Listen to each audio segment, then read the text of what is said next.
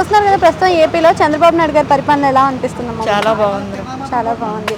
ఇచ్చే పథకాలన్నీ అందుతున్నాయా మీకు? మేము ఇక్కడ ఉంటామమ్మా, అక్కడ ఏమి ఇస్తున్నారో అంటే తెలియదు. అమ్మ ఒడి కానీ ఇవన్నీ కూడా ఇప్పుడు పొలాలకు వేస్తున్నారు కదా, రేపటి నుంచి వేస్తున్నారు కదా, మాకు కూడా పడతాయి.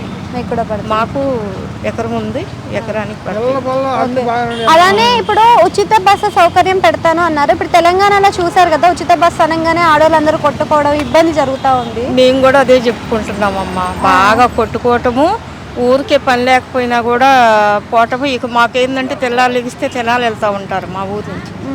ఇక రేపు ఏ కొంచెం అవసరమైన టికెట్ లేదు కదా అని వెళ్తూనే ఉంటారు. అంటే ఇప్పుడు ఏపీలో కూడా అది పెడితే ఏ విధంగా ఉంటుంది అంటారు?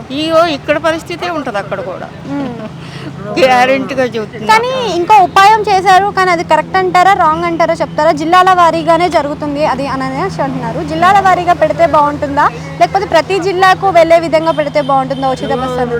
అట్లా నాకు కూడా తెలియదురా మంచిగా. అంటే జిల్లాకి మళ్ళీ టికెట్ తీసుకోవాలి కదా, అలా బాగుంటుంది అంటారా, లేకపోతే అన్ని జిల్లాలు తిరగవచ్చు? ఓకే. ఫ్రీ బస్సే కాకుండా ఇప్పుడు రాజధాని పనులు కూడా జరుగుతున్నాయి కదా, ఈసారి ఈ ప్రభుత్వంలో రాజధాని కంప్లీట్ అయిపోతుంది అంటారా? అయిపోతుందమ్మా, చంద్రబాబు నాయుడు గారు గ్యారెంటీగా చేస్తాడు కంపల్సరీ. డెవలప్మెంట్ కూడా జరుగుతుంది అంటారా ఏపీలో?